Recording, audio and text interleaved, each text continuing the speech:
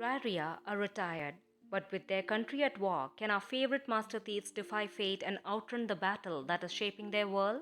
Rise of Empire, the second installment in the Riyria Revelations by Michael J.Sullivan, combines two tales, Nifron Rising and Emerald Storm. It is a story of political conflict, ancient secrets, and the power of resilience. Please note that this book review contains spoilers. Before we begin, a gentle reminder to subscribe and follow the channel for more fantasy book content. Let's begin.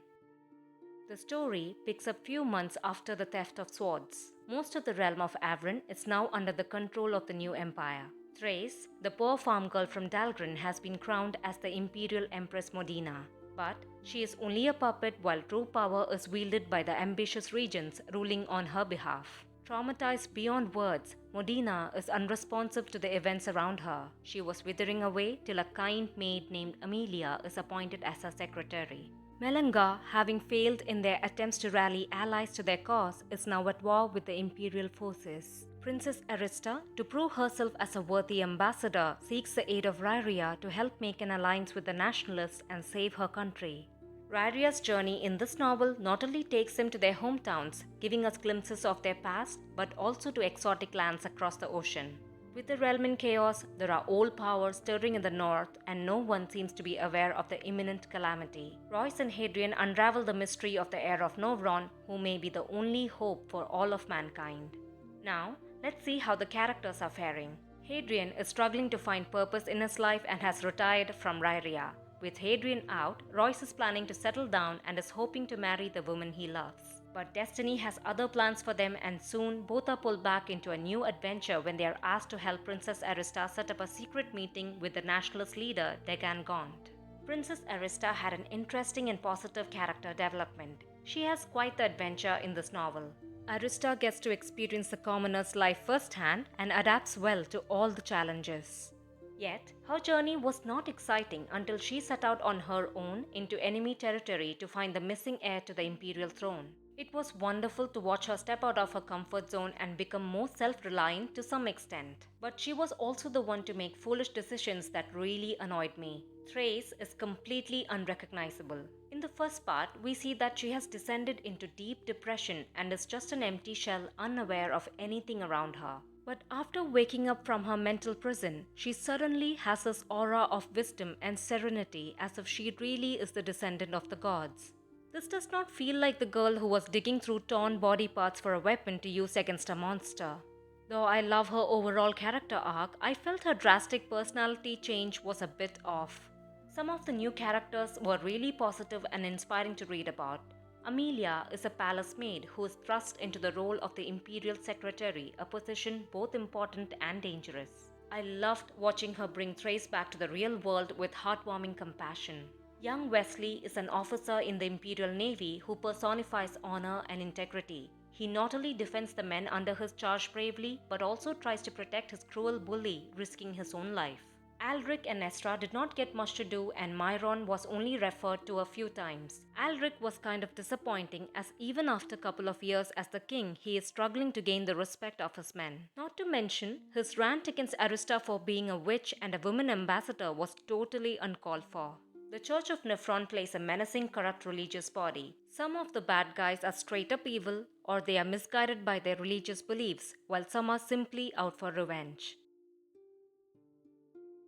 Not much has changed in terms of the easy writing style, but the tone has definitely shifted. There is more action and nail-biting moments in this book than Theft of Swords. With the extreme cruel treatment of the elves and the introduction of man-eating goblins, the story takes a darker turn.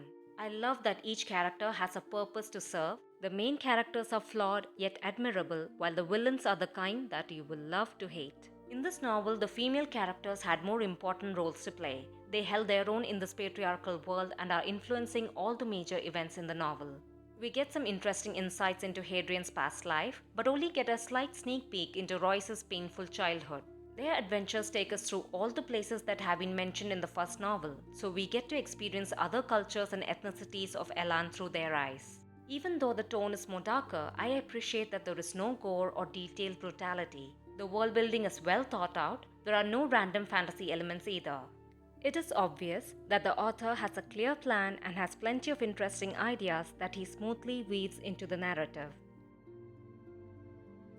I was not fond of the sea voyage section where Hadrian and Royce adjust to life as sailors. It was frustrating to watch them sail away from the person they were actually looking for. Also, there were too many forgettable sailor characters, and I found it tough to remember who's on whose side. There are things that do not add up. Riyria using their real names aboard an imperial vessel makes no sense, especially since they have foiled the imperial plans twice before. I also didn't like that Hadrian and Royce were outwitted so easily by Merrick. This may have been done to show that Merrick is not someone to take lightly. Instead, it felt like Royce was not at his best and Riyria were lacking. Their entire arc in the second section was pointless except for the fact that we get to see more places and meet new people through them. The couples in the story have no chemistry, so I was not invested in the relationships. That is unfortunate as I do see an upcoming death in the next book and it will not have the emotional impact it should. I also could not understand why Emery had such a profound effect on Arista. There is a little bit of explanation about the magic system, yet it remains vague.